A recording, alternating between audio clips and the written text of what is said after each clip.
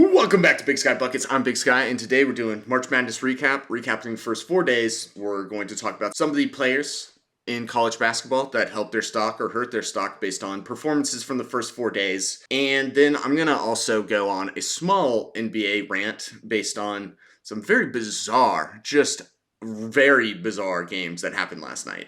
We'll probably open with that and then kind of easy breeze our way through March Madness. But before we begin, if you're new to the channel, please consider subscribing. I'd appreciate all the subscription, all the support as I get this thing up and going. Like the video, comment down below what your thoughts are. And yeah, let's just jump right into it. So, NBA. The Phoenix Suns and Celtics had just two atrocious games last night, which didn't seem that way at first. When you account for the fact that Devin Booker and Kevin Durant combined for about 70 points, so 35 each or something like that, and they lost to the Spurs without Wembanyama. It's a quick one for the Suns here. It's just a quick rant. They have really played without effort at times this season, and I've seen social media posts and stuff that they're acting like they've done it before. They're acting like they had won a championship and now they're coasting, when in fact, if you've never done that before, you should never be necessarily coasting because you haven't put it together. And for a team that, again, struggles with the old Brooklyn Nets big three issue of they haven't played enough games together, so their synergy is not always great together. It's super bizarre, and a lot of Suns fans are probably pissed off, and they should be, because this is at times, this is extremely pathetic. Now, you can criticize the roster construction all you want. There's barely anything they could do, but this, to me, signals the end of the Big Three era. For now, the NBA, as per usual, is a pendulum. It swings and swings, and it goes from one side to the other. We are exiting out of an era from over a decade ago that has been going and going and going, and we're noticing in the past, 5 years, that the Big Three era is kind of an era that has passed us by. That a just genuine roster that fits very well next to each other is the way to win. The Bucks roster was great when they won in 21. The Warriors roster fit very well. In that one, in and of itself, is kind of an outlier because they were super small. And right now, you're seeing the Warriors struggle because they are small. Then you had, recently last year, the Nuggets roster construction. The fit was perfect, headlined by a generational talent and in Nikola Jokic. And then you have an absolute playoff riser in Jamal Murray, who's never been an all-star in his life. So we're noticing that kind of be the mold that's being pushed right now. It's not even a narrative. It's almost pushed like a narrative, but it's the mold that is working. And so a team like the Suns that is struggling currently feels like that of an era that has passed us by. And I'll go into more detail about that as time progresses, especially come playoffs, post-playoffs, and just I'm going to do off-season dossiers of teams, what they should be looking for, what they should strive for in the upcoming season, blah, blah, blah. But let's talk about the big one. The Celtics played the Zombie Hawks. No Trae Young, no Jalen Johnson, no Onyeka Okongwu, no Sadiq Bey. And then there's a couple other guys that you guys may not really give a shit about because either rookies or just not getting enough playing time. They're missing 7 guys. I've made the argument before that's basically a starting lineup. They get up over 30 at one point. The Celtics are up over 30 at one point, and the Hawks just came all the way back. And I know the Celtics were missing their essentially all-star backcourt in Derek White and Drew Holiday. But the main criticism here is the criticism I've had of them all year is that they are the most talented team in the NBA by a large margin. But they go through this tunnel vision, and this is why I called them a dumb great team, is they don't ever try and change shot variance. There was a stretch there where they missed every single three for who knows how many minutes, and that's all they wanted to take. I know they've gotten better at trying to do more post-ups and all of that and change shot variance, but Man, this team, what it really is like this is the best version of the Celtics that we've seen for a couple of years now. They are a great 3-point shooting team. They are a great defensive team. But when it comes to half court offense in a close game, they just kind of piss down their leg a lot of times. And the reason why this stands out, even though they've only lost 15 times so far and the season's almost over, and they have one of the greatest point differentials of any team ever, like top four in NBA history. The concern that people are having, it's not all doom and gloom for the Celtics, but the concern here, what you should be concerned with, is simply this is inevitably going to happen at least once in the playoffs. Probably more times than that, because the Celtics, when it comes down to getting making the right play in a close game to get an easy shot, they just are allergic to it. They just don't have it in them to do it. Now, missing Derek White, Drew Holiday helps defensively against someone like DeJounte Murray, who had a good passing game, but not a great scoring game, is whatever. But the real thing here is like one of these backcourt players really has to step up and be like, look, when it comes to the half court, I'm going to be the guy running plays. We need to run more plays instead of just ISO ball, shooting threes and isolation ball. Just really trying to shoot difficult shots, and then that kind of comes back on Jason Tatum and Jaylen Brown. They have been very good this year, but it's really just when it comes down to this specific kind of basketball, where it is half court offense, it is a close game, and there's a lot on the line. They tend to take very tough shots, and that is not a recipe for success in terms of championship winning basketball. Do I still think they can make the finals? Absolutely. Am I concerned that they have a tendency to self-destruct down the one thing I saw was like, who can beat this team in a 7-game series? And the main answer was themselves. And I genuinely believe that if they do lose in the I just want to talk about the East playoffs. If they lose at any given point in the East playoffs, it'll be because they self-destruct in a close game against some team that is really giving it to them. And I'm concerned about that. In terms of the Hawks, congratulations, you just had a historic comeback game. I cannot even believe that team beat the Celtics at home after being down 30. It's unbelievable. The Celtics just have to be more serious. They have to take things more serious. They have to change a little bit of what they got rocking. But that's enough of that. Let's get into March Madness. Again, Celtics are perfectly fine, but it is something to watch out for in terms of like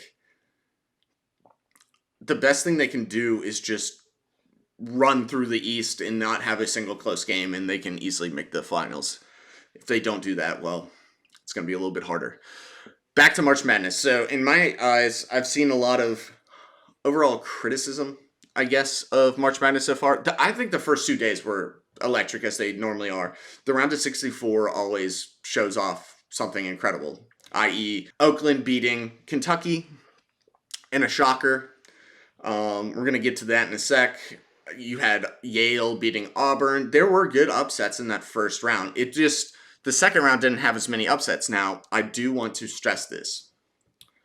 Other teams watch other games once they're either done or ahead of time to see who they're matching up against. And then you have another day to prep for this team. In my opinion, the issue that people are having of like, wow, there are not many underdogs won in the round of 32. I feel like that's normally how it goes. I mean, yes, you could have Cinderellas and whatnot, and there's still guys in there like NC State, 11th seed, is still in it. And Clemson beat Baylor on Sunday. Look, the main thing here is that teams that go into this game and into the second rounds against underdogs that were upset teams in the round of 64, teams that don't take them seriously typically get handled.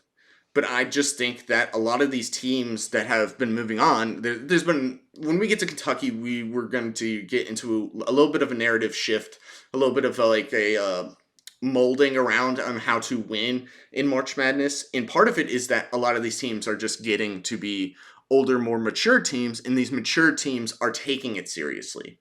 And therefore, to me, the teams that have taken it seriously have moved on.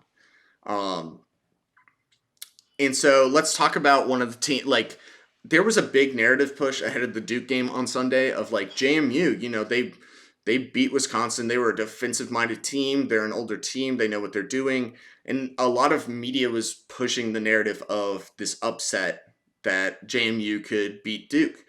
And Duke just destroyed them right out the gate. They just manhandled them all game long. I mean, the starters weren't even playing like with like 5 minutes left in the second half, which is bizarre to see in March Madness. And I think that's where most of the pushback of like, is March Madness really going to be good this year? But the point is, they took them seriously. And then in terms of the Duke player, that stock is absolutely rising is Jared McCain. So we're going to start here. Jared McCain was unbelievable in that game against JMU. He hit 6 3-pointers in the first half. He was electric. He is one of the better shooters in this draft class. There's a lot of narrative, is Reed Sheppard or Jared McCain better? I personally think that Jared McCain is a better shooter. I think Reed Sheppard is a better point guard. I think that Jared McCain is meant to be either a small 3 or just a normal sized 2 shooting guard, and more of a combo guard. Yes, he can pass the ball. Yes, he can handle the ball, but his main strength is shooting. Now, Reed Sheppard probably had better shooting splits throughout the year, but to me, I think Jared McCain has like a higher ceiling. He has done this multiple times this year where the second he heats up, there's just not a chance. Like, it's just hard to stop him. And the problem with playing, like, and he's going to have this help him in the NBA, which is why he's rising in my eyes, is that he plays next to Filipowski, who's also probably going to go late lottery, maybe in the middle there, who hasn't had great games so far in March Madness, but that's really just because every defense is like, we can't let this guy dominate us, and that makes sense. Therefore, like, most of the defense is just like has their eyes on Flip. So McCain can just get whatever he wants. And the thing about McCain that I like a lot, and the reason I think he's one of the better shooters in the class, or is the best shooter in the class, is because he came into Duke shooting from NBA range. If you don't know, the 3-point line is smaller or shorter in college, especially at the top of the arc, than it is in the NBA. And McCain can shoot from there. And there were times in this game against JMU where he was just ripping it from there. And, he was unconscious. He went 8 of 11 from 3. That is a Duke record. And it would be close to the record if not for Jack Golke from Oakland when they beat Kentucky. So that's a good way to segue. Main thing here, Flip, not much of a change in terms of rising, falling. I think we'll see coming. They're going to play Houston next. I've been high on Houston. If you watch that last video, if they can beat Houston, we're going to have a conversation, because the way they're going to beat Houston is that it's going to be more looking at Flip McCain, and a couple of the other guards for Duke are going to have to really step up for that game. But Houston has showed that they can be beat, especially in that last game against A&M. Let's talk about Kentucky. Let's just get it out of the way. We're going to start with the rant on Calipari. John Calipari, one of the greatest recruiters in college basketball. There's no way around it. His claim to fame, in my opinion, is that he will get you NBA talent. He will make sure these guys go to the NBA and get those contracts. But as of the past 5 years, he has really shit the bed in terms of March Madness. He's made it out of the first round once in 5 years. And in terms of this upset, opposed to the Kentucky team that lost to St. Peter's in 2022, who was a 15 seed, that team was good, obviously, but it didn't have like the NBA talent that this team has. People were pushing for Reed Sheppard going number 1 overall. I don't really think that, even though it wasn't a great showing from Rob Dillingham, to me, the reason why I'd still have him pretty high in the lottery, or if not like just top 10, is it's so obvious to see from the way he plays basketball. This is a Tyrese Maxey, Emmanuel Quigley type of guy. One of those shifty guards that will get their shot wherever they want. They'll shoot a lot of shots, and sometimes they won't go in, but a lot of times they will. Didn't go in this game. The real criticism I have, and this is nothing against Reed Sheppard, but for Reed Sheppard, the reason I have him, I think the draft stock goes down, is honestly because of media like narratives. The narratives that this guy could be the number one pick in the draft, I always thought was heinous. Hearing people call him white Steph Curry felt disrespectful to me. It felt disrespectful to me. His defense is great. He is a good playmaker, not great. He's a solid playmaker, and he does shoot the ball very well. He was like a deer in the headlights out there against Oakland, which is shocking. And part of this does fall back on John Calipari. He apparently was like, just be really relaxed out there. You guys got it, and didn't really take Oakland very seriously. And nothing shows that more than like Jack Gulke having 10 threes and NCAA record, or tying the record. I kind of forget. And he was a guy who comes off the bench, and all year long he's only ever taken 8 2-point shots. And they were ill prepared for a guy shooting threes like the whole game. Really, it's just like that's bad preparation. And then honestly, even more so Reed is falling down in my opinion, just because it just kind of felt like it's not even like it was incredible defense on Reed. He just wasn't. It's like he wasn't prepared to shoot, even though he's been like the guy for Kentucky all year long. I still think he'll be a good player in the NBA. I think he's more of a role player, to be honest, than any kind of star. Having said that, the greatest faller in my eyes of any player here is DJ Wagner, also for Kentucky. He came into Kentucky this past year as like the number one guy out of high school, and I'm seeing like mid-second round drafting. To me, he's got to stay another year. Whatever happened this year at Kentucky, you don't want to be a guard and be a second round pick. It typically doesn't work unless you're a much older player. Jalen Brunson is the guy that comes to mind for me, but it's, when you go in the second round, it's such a crapshoot, just like drafting is in general. You're playing with fire that you could be out of the league in only a couple years flat if you don't really pan out and you don't go to the right situation. I think he needs to come back, work on shooting a little bit more. He's athletic. I'll give him that, but I think the shooting issues are a big issue for him. And then in terms of Zvonimir Ivisic, I can't say his last name very well. He's probably going to come back another year. I think part of you waiting for the NCAA to allow him to play didn't help at all. I'm still high on him, but like in terms of development, it didn't really come because he came in to Kentucky so late and came off the bench. He just didn't really develop the way that he should have. He could go in the draft if he wanted to, but I just don't think, from what I hear about this next draft, it's really top heavy. So if you just, refine some things, both of these guys, and DJ Wagner and Zvonimir, Big Z, as they call him, you can find yourself nice in that first round. So I would stay. Both of these guys, I would stay. I would develop a little bit more.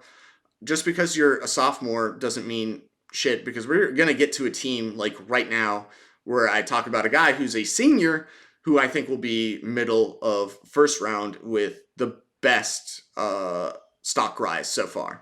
Now, Colorado has a couple of guys here that seem to be going first rounders. Headlined by Cody Williams. Jalen Williams of the Oklahoma City Thunder, also known as J-Dub. There's two Jalen Williams on that team. J-Dub, the guard, forward. He has been amazing this year. Cody Williams is his younger brother. And one of the things that has hurt him as of recently is he got, I think it was an ankle injury before March Madness. Well, he's come back in and he's playing, and I think he's falling a little bit, and I think that's perfectly fine for him. There's a couple of things that need to be refined in his game. The ball handling and just overall sloppiness with the ball, it just pops out to you. Like, you can't not see it when you watched Colorado play. But to me, the biggest riser is Tristan da Silva, the senior forward from Colorado. Role player, for sure, but I mean, good defense, stretching the floor, good passing, rebounding. He's just a really great connection piece, and bias in me says that if the Hawks don't trade that second first they got from Sacramento, this is a guy that you could pair next to Jalen and Onyeka or whoever you have at center because he'll perfectly mesh and be kind of the hustle player you need. You need a guy to come in and impact your team immediately. I mean, to me, if he falls enough, he's going straight to the Miami Heat. That he's got that kind of vibe written all over him. But he was amazing. Clutch shots, just great play overall. He was the best player on this team, in my opinion, for the 2 rounds that they made it through. There's not too much to be said. A lot of people are talking about him, and as they should. After that first game where they upset Florida, it was like, wait a second. This guy's kind of nice. Are we sure he's a second-round pick? And in that second game against Marquette, it was like, he didn't have a great first half, but in that second half, to come back against Marquette, he just got whatever he wanted. I think he had like 12 points almost instantaneously at the beginning of the second, which against a good defensive Marquette team was really nice to see. I just super high on him. Let's talk about the big boys. UConn, Purdue. UConn, Stephon Castle has had a good year, and I think he is a lottery pick, if not a little bit late lottery, beginning of middle. He has not had a great March Madness so far, but it's just because the guy next to him in their center, Donovan Clingan, has had an absolutely incredible start to March Madness. Donovan Clingan is I think he's the best college center in the draft. He's 7'2". He's not Zach Edey 7'4". We're going to get to Zach Edey in a sec. UConn has been routing their opponents. They look like one of the best teams in March Madness so far. That's really nice. The concern here for both Clingan and Zach Edey is there's no defensive 3 seconds in college basketball. But watching Donovan Clingan at the bare minimum, you'll notice that he's at least aware of he doesn't just sit in the paint the whole time. He tries to move around. He's not the most agile, but he's more agile than a lot of these other centers in college basketball, and I like that for a 7'2" guy. To me, I think taller Walker Kessler is probably the comp for him. I would love if he shot threes. If he can stretch the floor too, this guy is incredible, but he doesn't necessarily do that. He is good. He's a sophomore. I think he will probably go lottery. And I think he'll be solid in the NBA. Will he be a generational type of talent? Probably not, but I think the bang for your buck with 7'2", big white guy who can block shots and dominate in the post, I think that's solid. Now let's get to Purdue. Purdue, I basically should apologize for because they have been destroying teams as well. These 2 teams look incredible. Now, Zach Edey's getting some shit, even though he's been dominating. And that is simply because he's very slow. He has, to a lot of people, no bag, which essentially means he's got basically no moves. He just goes up and dominates because he's 7'4". The concern I have is that if you think Donovan Clingan is kind of slow, this is a whole nother level of slow. If you're a team and you want Zach Edey, who's 7'4", 300 pounds, you have to have a guard who is absurd in the pick and roll. So I hate it because I'm the fan of a team that has one of the best pick and roll guards in the entire NBA in Trae Young. I do not want Zach Edey on my team because I genuinely believe against stretch fives, this is how you just destroy him. He has to be around the paint. He's like Clint Capella in the NBA right now. Not younger Clint Capella, like today's Clint Capella. He's just so slow. He is you would have to build your team around this guy, in my opinion. I don't think there's a nice, you just slot him in and everything's A-okay. I think you have to build through him. I think you have to play through him. And I just think we're past that stage in the NBA. Now, things could change, pendulum, blah, blah, blah. And again, he's incredible for the college game. Like, a lot of people were talking about, like, what makes March Madness so good. It's like, because a lot of these prototypes of super small ball dominant guards or just big, slow footed centers can dominate the game because the rules are slightly different or things are just a little bit different. Those prototypes don't typically work in the NBA, and that's the concern for Zach Edey, in my opinion. I'm still not buying his draft stock. I don't think it's changed really because he has been dominant so far. But if Purdue doesn't win it all, I think one of the reasons is probably like Zach Edey gets flamed by a stretch five.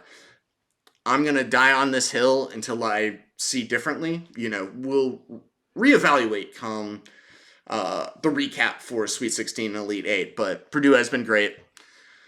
I need to apologize to Gonzaga.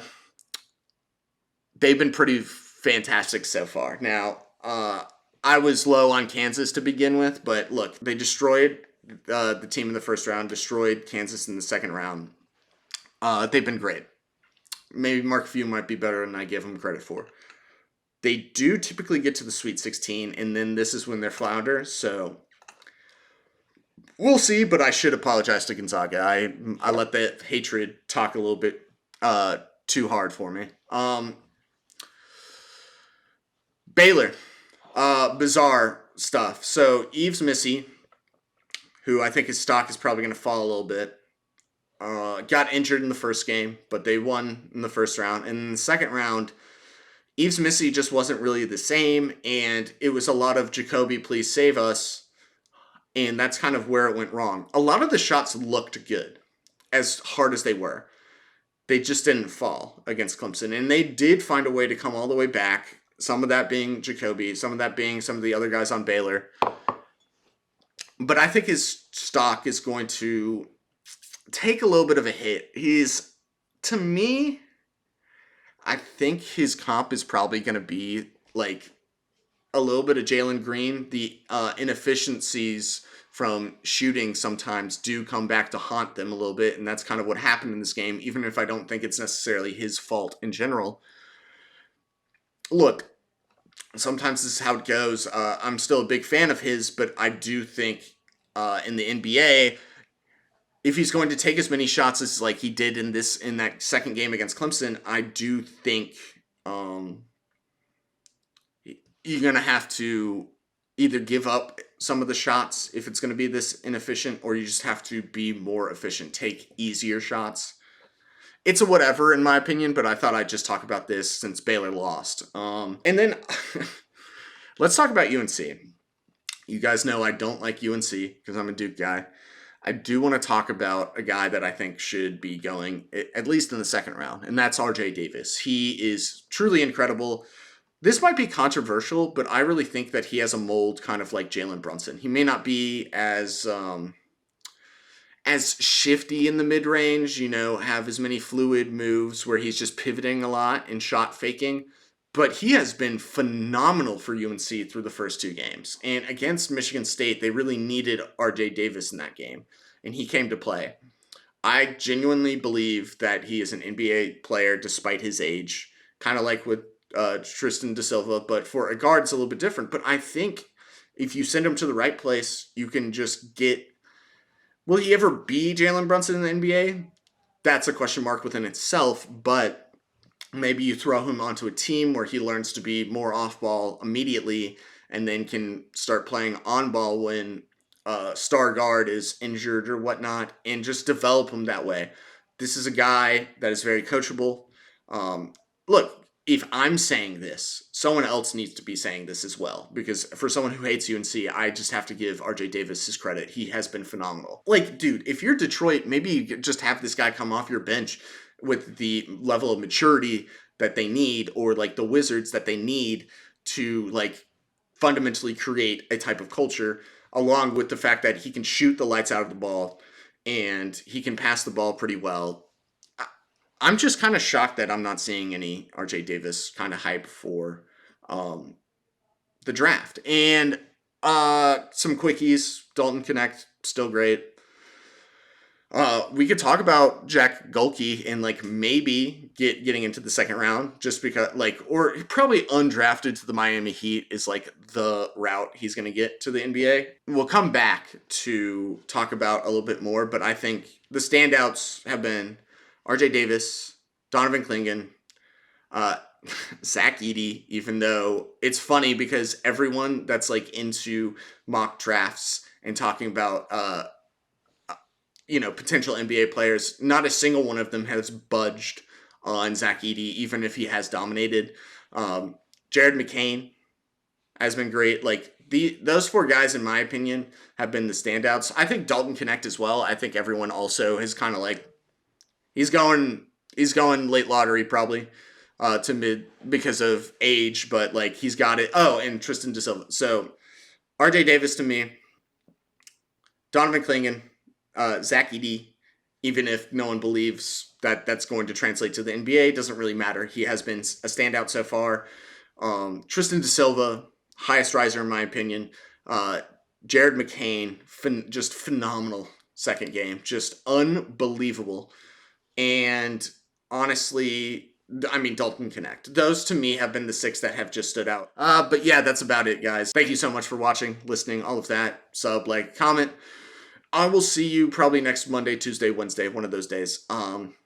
We'll do the same thing. If there's any NBA stuff, we're going to throw that in there. But thank you so much, and I will see you guys next week. Peace.